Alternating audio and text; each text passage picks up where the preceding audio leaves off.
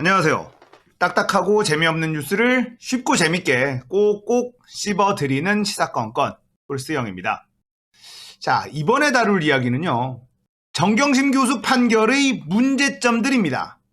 자, 정경심 교수의 판결이 지금 온 국민의 분노를 자아내고 있습니다. 이 판결을 했었던 판사들을 탄핵해달라라는 청원이 최단 시간 지금 10만 청원이 돌파하고 있는 그런 상황이거든요. 재판부의 유죄 판단이 옳았다 하더라도 징역 4년에 벌금 5억 원은 말이 되지 않는다라는 게 대다수의 국민들의 분노 섞인 감정입니다. 문제는 이 재판부가 유죄라고 판단한 근거도 말이 되지 않는 점이 너무 많다는 거죠. 자, 아직까지 판결문이 공개되지는 않았습니다. 하지만 이 설명문을 보고 이제 분석들을 하고 있는데요. 오늘 아침에 김어준의 뉴스공장에서 나온 분석들 제가 요약 정리해 드리려고 합니다. 일단은 이번 판결의 가장 큰 문제가 뭐냐면요. 정경심 교수 측의 증인들, 여기서 나온 증언들은 전부 다 거짓말이라고 판단한 것입니다. 거기다가 정경심 교수 측이 허위 진술을 하도록 만들었다라는 게 재판부의 판단이에요. 이 부분이 법정 구속의 이유가 되어버렸습니다. 문제는요. 정경심 교수 측이 증인들에게 허위 진술을 하도록 만들었다는 근거는 없어요. 어디에도 없다는 겁니다. 자, 구체적인 사례를 들어보면요. 이 표창장 위조, 이게 부산대 의전원에 입학하는 데 영향을 끼쳤다라는 게 재판부의 판단이에요. 문제는요. 재판 과정에서 부산대에서 면접관을 했었던 분이 증인으로 출석을 합니다. 그리고는 이 동양대 표창장은 당락에 아무런 영향을 끼칠 수 없다라는 증언을 했어요.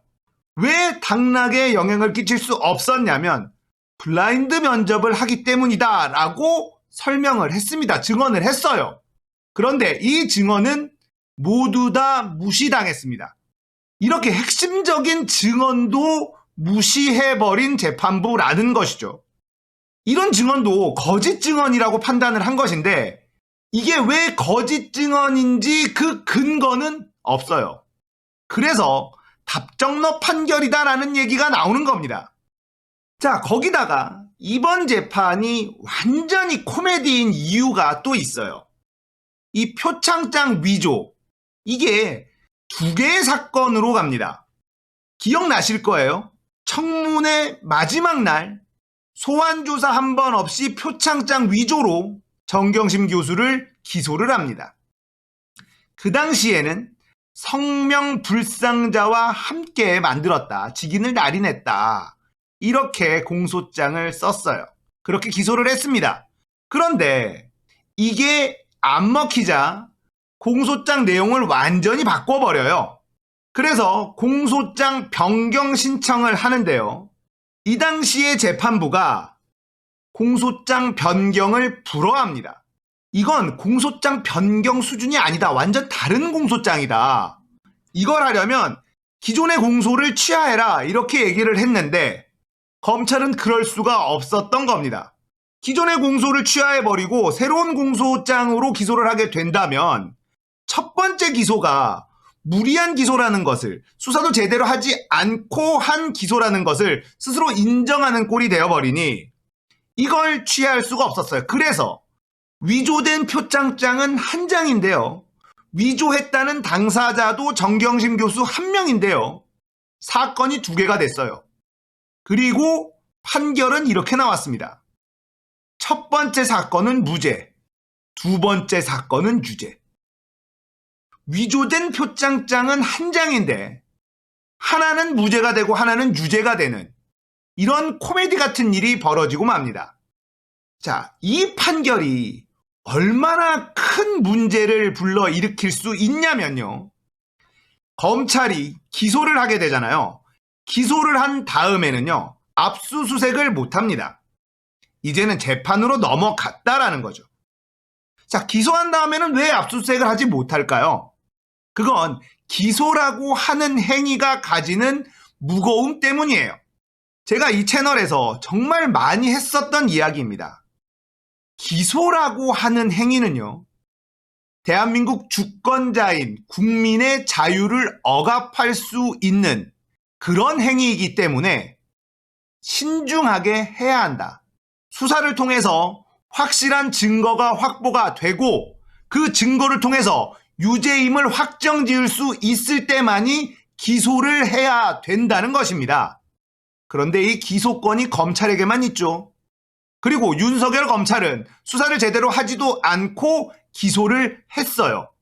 그리고 이 기소한 내용이 들어있는 공소장을 들여다보니 완전 엉터리였습니다. 그래서 공소장 변경을 신청을 했는데 이걸 안 받아줬죠. 자, 여기서 또 재미있는 검찰의 기술이 들어가는데요. 공소장 변경을 안 받아준 이 판사를요, 이름 모를 시민단체가 고발을 합니다.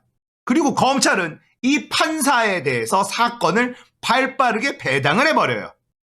판사들이 검찰한테 쫄 수밖에 없는 이유가 뭔지 바로 드러나는 대목입니다.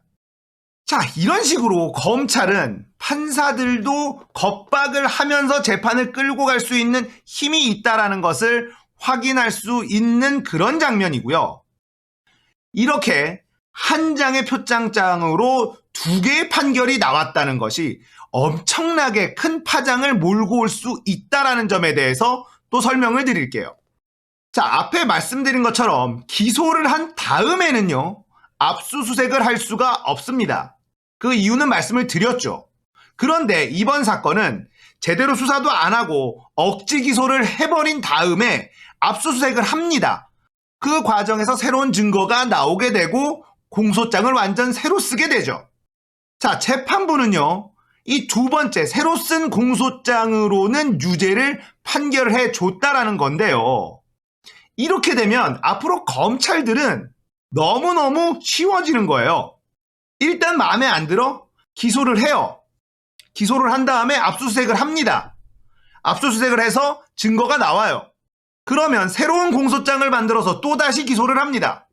하나의 사건으로 두 개의 기소를 하게 될 수 있는 길이 열려버린 겁니다. 이렇게 검찰이 무리하게 했으면 재판부가 준엄하게 응징을 하고 꾸짖어야 되는 것 아닙니까? 그런데 이걸 다 받아줬어요. 이거는 사법부의 개망신입니다. 앞으로 검찰은 법도 필요 없어요. 그냥 마음에 안 들면 일단 기소하고 보는 겁니다. 그리고 기소한 이후에는 압수수색을 할 수 없지만 이제 기소한 이후에 압수수색을 할 수 있는 길이 열려버린 겁니다. 검찰의 기소권은 더욱더 남용될 수 있다라는 거죠. 이게 이번 판결의 아주 심각한 문제점입니다. 자, 정리해봅시다. 복잡한 이야기들이 들어가 있지만 아주 심플하게 정리하면요, 고등학교 때 체험활동 갔었던 이 증명서 가지고 감옥을 보내겠다라는 거예요. 그냥 이겁니다. 봉사활동 갔었던 표창장 가지고 체험활동 갔었던 이 증명서 가지고 감옥에 가게 된 사건이다라는 거예요. 자, 오늘 영상 마무리로는요, 입시 전문가 김호창님의 글로 해보도록 하겠습니다. 일단 나부터 감옥을 가야 할 것 같다. 인턴으로 유죄가 된다면 대한민국 모든 학부모가 감옥에 가야 한다고 했으니 말이다. 법은 모르겠지만 허위사실 유포죄에 나도 해당되는 것이 아닐까? 이번 판결로 법을 더 모르겠다. 1년에 생기부를 최소 1000명 이상은 보는데 20년이 넘었으니 줄잡아 2만 명 이상의 생기부를 봐왔다. 그 사람들이 다 범죄자여야 한다는 사실을 20년 만에 오늘 알았다. 아차차, 인턴 아니었으면 그 다음은 봉사, 그 다음은 독서였겠지. 캐도 나오는 고구마 줄기라고 했으니 그 한 명의 생기부가 너덜너덜할 때까지 캐고 또 캤겠지. 고구마가 나올 때까지. 그 턱하고 숨막히는 고구마가 나올 때까지. 입시 관둬야겠다. 선량하고 성실한 다수의 학부모들이 보기에 내가 범죄자를 옹호했으니 나보고 범죄 은닉했다고 할 거 아냐? 그런데 선량하다고 하는 당신 자녀 생기부에 적혀있는 학교에서 하지도 않은 공짜 봉사시간, 환경미화, 봉사교육 준 건 이제 어떻게 할 건가? 그건 아예 참여도 안 했으니 한 8년 징역 받아야 할 것 같은데 모범 학생상은 반장하면 다 주는 상인데 대학의 기준을 속였으니 그 상을 받은 애들은 다 어떻게 할 건가? 언젠가 내게 입시도 하나도 모르는 게 까불고 있다고 온갖 욕설을 퍼붓던 늙은 할아버지가 떠오른다. 그분이 맞았다. 정말 입시를 하나도 모르겠다. 법은 더 모르겠다. 오늘 이야기는 여기까지예요. 공감되셨다면 구독, 좋아요, 알림 설정 부탁드릴게요. 감사합니다. 끝!